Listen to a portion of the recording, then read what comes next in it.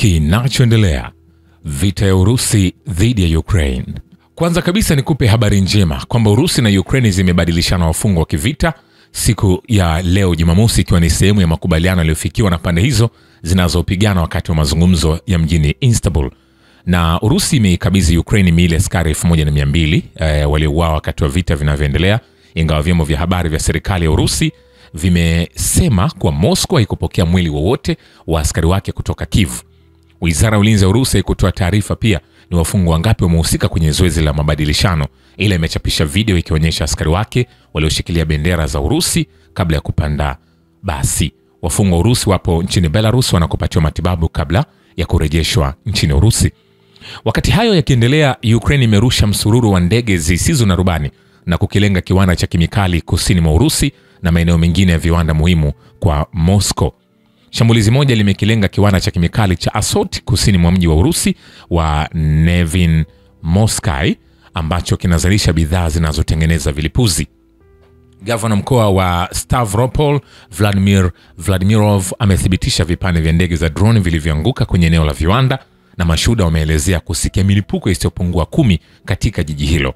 Maafisa wa Urusi pia wamethibitisha shambulio tofauti katika mji mwingine karibu na mto Volga, pia eneo la kiwanda kikubwa cha kemikali, na jeshi la Urusi limedai kuzidungua droni 66 za Ukraine. Wakati huo pia Urusi imeushambulia mji wa kusini mwa Ukraine wa Zaporizhia kwa droni usiku wa kuamkia leo. Vilevile vikosi vya Urusi vimechukua udhibiti wa vijiji vitatu zaidi vya Ukraine kwenye eneo la Yablonovka kaskazini mashariki mwa mkoa wa Sumi, pamoja na Koptevo na Komar mashariki mwa eneo la Donetsk. Shirika la habari la serikali limenukuu wizara hiyo ikisema kuwa vikosi vya Urusi vimeteka vijiji 6 vya Ukraine katika muda wa wiki moja iliyopita. Hata hivyo, Reuters haikuthibitisha kwa njia huru ripoti hizo. Wakati hayo yanaendelea kushika hatamu kwenye vita vya Urusi dhidi ya Ukraine, yako mengine ambayo yanaendelea, lakini kubwa zaidi ni juu ya mashambulizi ambayo yanaendelea kufanywa. Na nikwambie, vikosi vya ulinzi wa anga vimeharibu ndege 66 za Ukraine zisizo na rubani kwenye maeneo ya Urusi. Wizara ya Ulinzi ya Urusi imesema. Gavana mkoa wa Voronezh Alexander Gusev alisema shambulio hilo halikusababisha hasara au uharibifu katika eneo hilo, na eneo hilo bado lipo kwenye hatari ya mashambulizi ya ndege zisizo na rubani. Vilevile wapiganaji wa kituo cha mapigano wamewaangamiza wanajeshi 580 wa Ukraine katika siku iliyopita. Alexander Savchuk, msemaji wa kundi la vita, anasema kulingana na msemaji huyo, mashambulizi hayo yalifanywa kwa vikundi vya brigade nzito yenye mitambo, brigade 3 zenye mitambo, brigade ya mashambulizi ya anga, kikosi cha Jiga na kikosi cha walinzi wa kitaifa wa Ukraine. Vile vikosi vya Ukraine vimepoteza wanajeshi 220 na bunduki 2 za kombora katika siku iliyopita. Msemaji wa kikundi hicho Alexander Godiev anasema kulingana na Godiev, vitengo vya kikundi hicho viliendelea kusonga mbele katika ulinzi wa adui na kwa kuchukua hatua kuikomboa kijiji cha Komar na kusababisha uharibifu kwa wafanyakazi na vifaa mbalimbali vya brigade 3 za mitambo. Vilevile Urusi imekabidhi miili mingine 1200 ya wanajeshi wa Ukraine kwa Ukraine siku ya Ijumaa, wakati Kiev haijakabidhi mwili hata mmoja kwa upande wa Urusi. Hii inazungumzia ni maiti za wanajeshi wa Ukraine.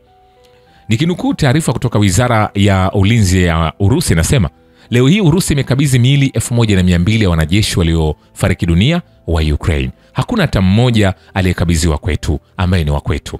Hapo awali msaidizi wa rais wa Urusi Vladimir Medinsky, ambaye anaongoza ujumbe wa nchi hiyo kwenye mazungumzo na Ukraine, alisema kuwa Moscow imekabidhi miili ya wanajeshi 1212 wa Ukraine kwa Kiev na kupokea miili ya wanajeshi 27 wa Urusi.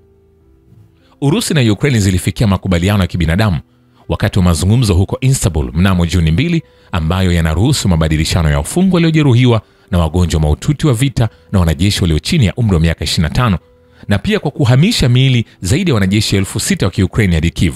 Mnamo Juni 7, Ukraine ilihamia ghafla kuahirisha kupokea miili na kubadilishana wafungwa, Medinsky alisema. Vilevile vikosi vya ulinzi wa anga vya Urusi vimedungua kombora la Neptune, mabomu 18 ya JDAM, roketi 9 za HIMARS na droni 1582 katika wiki moja, wizara ya ulinzi imesema. Wanajeshi wa Urusi pia wamekomboa makazi 5 kwenye Jamhuri ya Watu Donetsk na 1 katika mkoa wa Sumi katika muda wa siku 7 zilizopita, wizara ya ulinzi imeongeza. Kumbuka, haya ni yale ambayo yanaendelea kujiri kwenye uwanja wa kivita, kwenye vita baina ya Urusi dhidi ya Ukraine. Nachokifanya basi hatua kwa hatua ni kuendelea kukusogezea upate nafasi ya kufahamu kile ambacho kinaendelea moja kwa moja, na ambacho pia hata vyombo vya habari vya kimagharibi wakati mwingine vinajaribu kuficha ili kuweza kuondoa aibu hiyo kwa jeshi la Ukraine. Usisahau kusubscribe, kulike na kucomment channel hii kwa ajili ya kupata kuendelea kufuatilia taarifa mbalimbali.